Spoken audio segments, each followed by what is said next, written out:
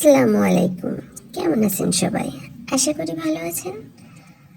আজকে আপনাদের সঙ্গে একটা গুরুত্বপূর্ণ বিষয় আলোচনা করব। কখন কোনো স্ত্রী আদালতে বিবাহ বিচ্ছেদের জন্য আবেদন করতে পারেন?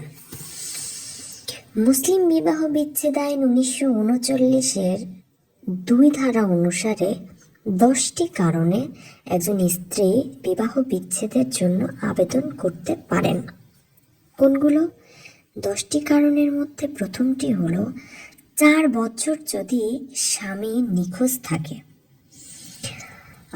2 বছর পর্যন্ত ভরণ পোষণ না দিলে, আবার 1961 সালে মুসলিম পারিবারিক আইন লঙ্ঘন করে যদি কোনো পুরুষ অতিরিক্ত স্ত্রী গ্রহণ করেন, সেক্ষেত্রে ওই পুরুষের স্ত্রী বিবাহ বিচ্ছেদের জন্য আদালতে মামলা করতে পারবেন।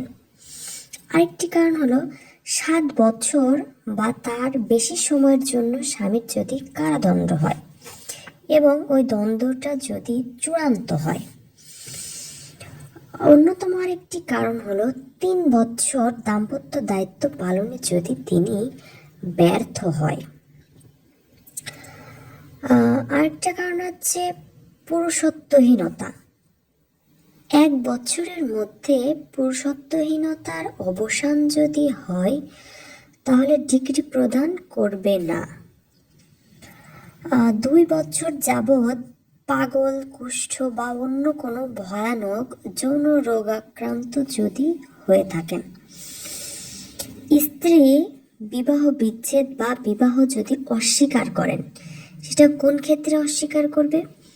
বিয়েটা যদি 18 বছর বয়স পূর্ণ হওয়ার আগে হয় এবং 19 বছরের আগেই বিবাহটা তিনি অস্বীকার করবেন। এক কথায় অপশন অফ পিউবার্টি। তবে এক্ষেত্রে একটা শর্ত থাকে। শর্তটা কি? কমিউনিকেশন হয়নি। কমিউনিকেশন বা যদিও হয়, কনজুমেশন হয়নি। এবং নিষ্ঠুরতা।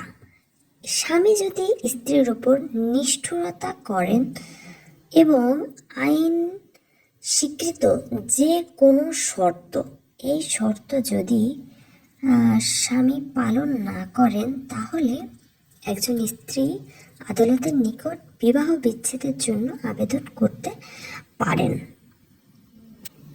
এমন সব মুসলিম আইন ও বিবাহ বিচ্ছেদ আইন, দেনমোহর, ভরণ পোষণ, বিবাহ বিচ্ছেদ, বহুবিবাহ, এমন সব আইন জানতে ন্যায়ের পথের সাথেই থাকুন। ধন্যবাদ।